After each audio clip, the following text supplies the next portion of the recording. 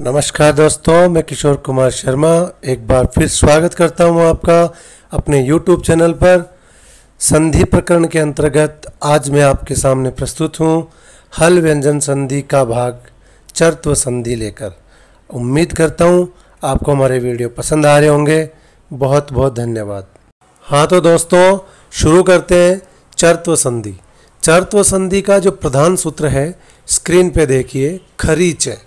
खरीचे सूत्रानुसार जो झल प्रत्याहार के वर्ण होते हैं, झल प्रत्याहार जिनके विषय में हमने पिछले वीडियो में झषत्व संधि में पढ़ा कि प्रत्येक वर्ग का पहला, दूसरा, तीसरा और चौथा वर्ण झल प्रत्याहार में सम्मिलित किया जाता है।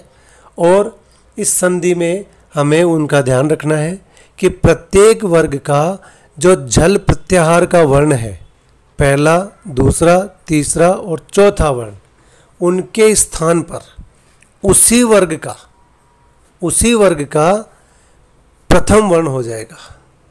उसी वर्ग से तात्पर्य यहाँ है कि जैसे क वर्ग का पहला, दूसरा, तीसरा, चौथा वर्ण अगर है प्रथम पद के अंतिम वर्ण के रूप में, तो और उत्तर पद का प्रथम वर्ण खर प्रत्याहार का कोई वर्ण हो। खर प्रत्याहार में वर्ण आते हैं किसी भी वर्ग का पहला, दूसरा और श, स तीनों वर्ण। तो अगर प्रथम पद के अंतिम वर्ण के रूप में कोई झल प्रत्याहार का वर्ण होगा, और झल प्रत्याहार अर्थात किसी भी वर्ग का पहला, दूसरा, तीसरा, चौथा वर्ण होगा, और उसके ठीक बाद उत्तर पद का पहला वर्ण खर प्रत्याहार के चलते किसी वर्ग का पहला और दूसरा और श, स अगर ये उपस्थित होंगे तो जो विकार या परिवर्तन निकल के आएगा वो आएगा उसी वर्ग का। उसी वर्ग से तात्पर्य प्रथम पद का अंतिम वर्ण जिस वर्ग का है। जैसे वर्ण अगर क वर्ग का है, क वर्ग का कोई पहला, दूसरा, तीसरा, चौथा वर्ण, तो वो अपने वर्ग में प्रथम वर्ण में बदल जाएगा, क हो जाएगा। च वर्ग का कोई वर्ण है पहला, दूसरा, तीसरा, चौथा, तो वो च हो जाएगा। तय वर्ग का कोई वर्ण है पहला, दूसरा, तीसरा, चौथा, तो वो तय हो जाएगा।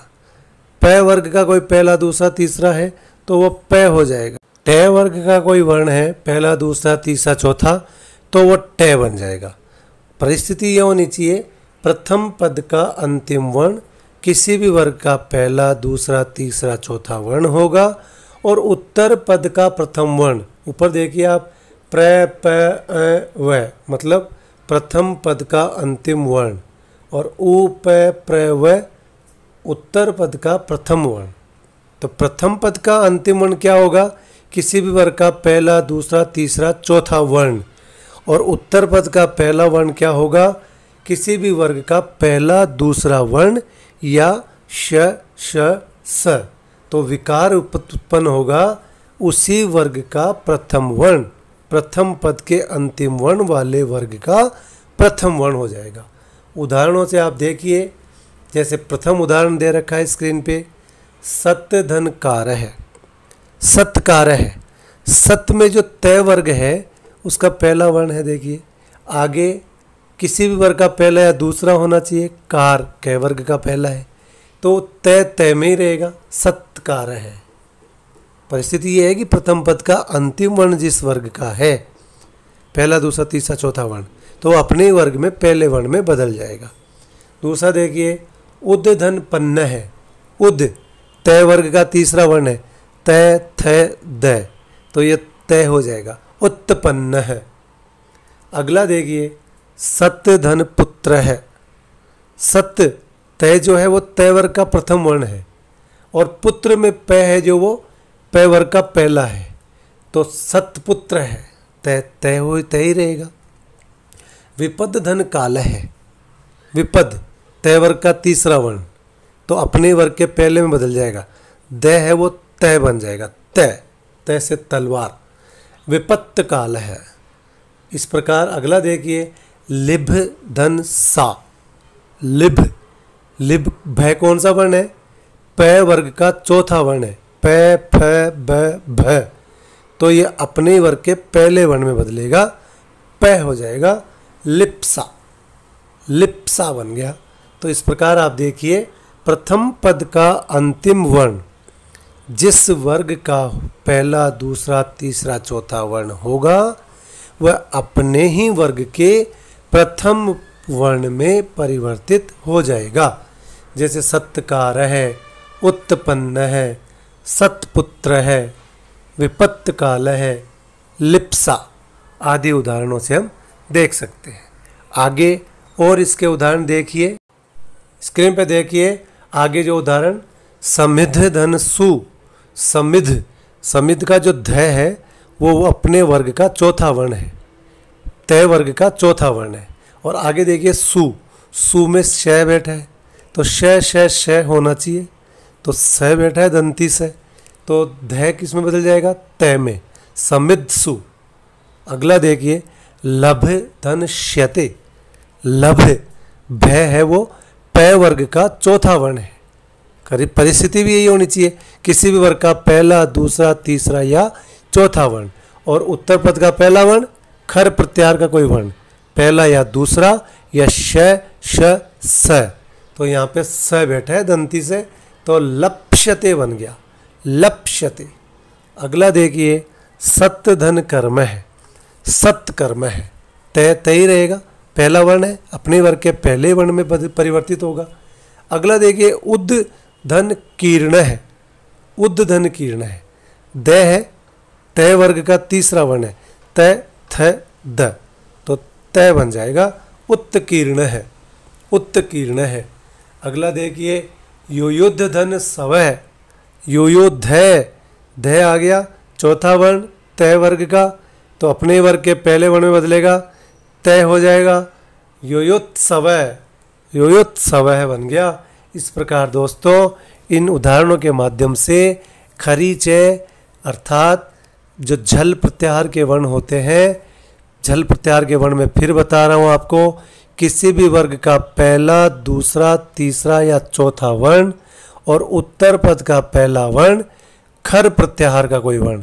खर प्रत्याहार से तात्पर्य फिर एक बार समझ लें आप, किसी भी वर्ग का पहला या दूसरा वर्ण और श श स, तो प्रथम पद का अंतिम वर्ण जिस वर्ग का है वो अपने ही वर्ग के प्रथम वर्ण में परिवर्तित हो जाएगा, अपने ही वर्ग के प्रथम वर्ण में परिवर्तित हो जाएगा। इसको इस प्रकार आप समझ सकते हैं। इस जगह जो आपको ध्यान रखने की बात है दोस्तों कि आपको जशत्व संधि में और चरत्व संधि में बहुत कुछ समानताएं हैं। उन समानताओं को आपको भेद करते हुए, अंतर समझते हुए आपको उदाहरण तक पहुंचना है। उदाहरणों तक पहुंचने के लिए मैं आपको एक बार फिर से जशत्व और चरत्व संधि के दोनों तरीके या दोनों सूत्र बता देता हूं कि जशत्व संधि में जो झल प्रत्याहार के वर्ण होते हैं वो पहला दूसरा तीसरा चौथा वर्ण तो होता है प्रथम पद के अंतिम वर्ण के रूप में, लेकिन वो श श श ह भी हो सकता है। और उत्तर पद का जो पहला वर्ण होगा वो जो झष प्रत्यय होता है, झष, झष में किसी वर्ग का तीसरा या चौथा वर्ण आता है वो होता है। और चरत्व संधि में देखिए आप थोड़ी परिस्थिति अलग है कि पहले पद का अंतिम वर्ण किसी भी वर्ग का पहला दूसरा तीसरा चौथा वर्ण होगा तथा उत्तर पद का पहला वर्ण खर प्रत्याहार का कोई वर्ण होगा। खर प्रत्याहार में किसी भी वर्ग का पहला व दूसरा वर्ण और श श स। देखिए थोड़ी स्थिति अलग है। जशत्व में ये जो श श स होते हैं वो प्रथम पद के अंतिम वर्ण के रूप में भी आ सकते हैं, लेकिन चरत्व संधि में यही तीनों शकार उत्तर पद के प्रथम वर्ण के रूप में देखने को मिलते हैं। इसलिए आपको बहुत ही संयमित तरीके से ये देखते हुए कि ये तीनों श और है अगर प्रथम पद के अंतिम वर्ण में बैठे हैं तो वो जशत्व संधि है, और यही तीनों से अगर उत्तर पद के पहले वर्ण में बैठे हैं तो वो चरत्व संधि होगी। इस बात का ध्यान रखना होगा। इसलिए आप इस अंतर को बहुत बारीकी से समझें और प्रतियोगी परीक्षाओं में या बोर्ड परीक्षाओं में पूछे जाने वाले प्रश्नों का बहुत ही संयमित तरीके से उत्तर दें, क्योंकि यहाँ जाके बच्चे या परीक्षार्थी जो हैं वो गलती करते हैं कि चरतो संधि और जसतो संधि एक जैसी दिखती है उनको। दोनों में पहले पद का अंतिम वर्ण कोई झल प्रत्याहार है, पहला दूसरा तीसरा चौथा वर्ण, और उत्तर पद का प्रथम वर्ण खर प्रत्याहार होगा चरतो संधि में, यानी पहला और दूसरा वर्ण, और श और ये श जसतो संधि में, जैसा मैं पहले भी बार बार बता रहा हूँ आपको, प्रथम पद के अंतिम वर्ण के रूप में होते हैं जसतो संधि में। तो इसलिए आप इनको बहुत ही आसानी से, सरल तरीके से, बहुत ही थोड़ा अभ्यास करके इस चीज़ को अपने अंदर बिठाएं दिमाग में, और फिर निर्णय लें और गलती नहीं करें, क्योंकि अक्सर यहाँ बहुत गलतियाँ करते हैं।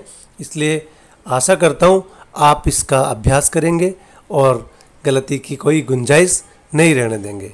और दोस्तों, आपका हमारा वीडियो देखने के लिए, हमें समर्थन करने के लिए, लाइक और सब्सक्राइब करने के लिए बार बार आपका तहे दिल से हार्दिक अभिनंदन। बहुत बहुत साधुवाद।